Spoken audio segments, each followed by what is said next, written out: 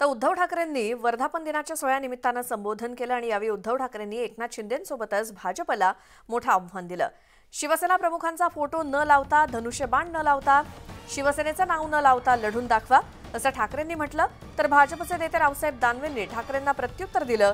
9 ते 10 जागा निवडून आणल्या तर मोठे तीर मारले नाहीत। मोदींनी 240 जागा निवडून आणल्या आहेत, हे चॅलेंज होऊ शकत नाही असं दानवे म्हणाले। मी आज त्यांना पुन्हा एक आव्हान देतोय, जर तुम्ही षंढ नसाल तर शिवसेना प्रमुखांचा फोटो न लावता, माझ्या शिवसेनेचं नाव न लावता, धनुष्यबाण न लावता माझ्यासमोर निवडणूक लढून दाखवा।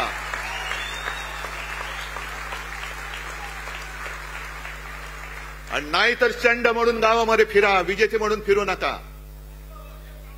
मला अभिमान आहे, एका गोष्टीचा मला अभिमान जरूर आहे की या वेळेला आम्ही शिवसेना प्रमुखांखेरीज दुसरा कोणाचाही फोटो वापरला नाही आणि यापुढे सुद्धा वापरणार नाही। मोदींचा अजिबात वापरणार नाही। त्यांनी काही फार तीर मारला असं नाहीये। किती शीट निवडून आले शिवसेनेचे? 9 शीट निवडून आले। शरद पवारांचे 8 शीट निवडून आले। ज्याचे शीट 8 आणि 9 येते ती ही भाषा वापरतात। मोदीजीचे 240 शीट निवडून आलेत। एका बाजूला 240 शीट निवडून आणणारा नेता आणि दुसऱ्या बाजूला 9 शीट निवडून आणणारा नेता, आणि ते मोदीजीला चॅलेंज करू राहिलेत। मला असं वाटतं की याचं मूल्यमापन या देशातली जनता सुद्धा करेल। चॅलेंज कोणा करावं? किमान जना बरोबरीचे शीट तरी आणले, थोड्याफार फरकाचे। 9 शीटवाला चॅलेंज करतो। वर्धापन दिन सोहळ्यामध्ये बोलताना ठाकरेंनी देवेंद्र फडणवीसांवर टीका केली। पुन्हा येईन म्हणणारे आता जाऊ द्या ना घरी, आता वाजले ना 12 असं म्हणतायत। असं म्हणत फडणवीसांवरती उद्धव ठाकरेंनी हल्लाबोल केला। त्यावर रावसाहेब दानवेंनी प्रत्युत्तर दिलं। जाऊ द्या ना घरी, वाजले की 12 म्हणत काही लोक फक्त करमणूक करतायत असं दानवे म्हणाले।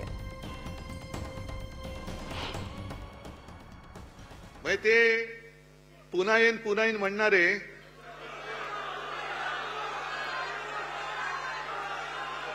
आता काय म्हणतात माहितीये? जाऊ द्या ना घरी, आता वाजवले ना 12। आता जाऊ द्या घरी, जाऊ द्या, वाजवले की 12 तुमचे। म्हणजे 12 वाजले आता जाऊ द्या, ते बोलतात नाही 12 बज गया और सत्यानाश करो। हे कसे यांनी पूर्वी हे धंदे केले आहेत ना, जाऊ द्या ना घरी, वाजले की 12। हे त्यांची ते राहून त्यांच्या डोक्यात येते ना ते, कारण मुळामध्ये त्यांची ती धंदेच येते। आता त्याला काहीतरी शब्दाची जोड देऊन करमणूक करण्याचं हे काम आहे। आता लोकांना करमणूक नको, लोकांना ठोस कार्यक्रम पाहिजे। वाढले की 12, जाऊ द्या ना घरा वगैरे हे शब्दप्रयोग, ब्रँड नाही ब्रँडी, हे शब्दप्रयोग करून लोकांची करमणूक करण्याची भाषणं झाली। ते धोरणात्मक कुठल्या प्रकारचं भाषण त्यांचं झालं नाही। आणि मला असं वाटतं की त्यांनी केलेल्या टीकेकडे फार लक्ष देण्याची गरज नाही।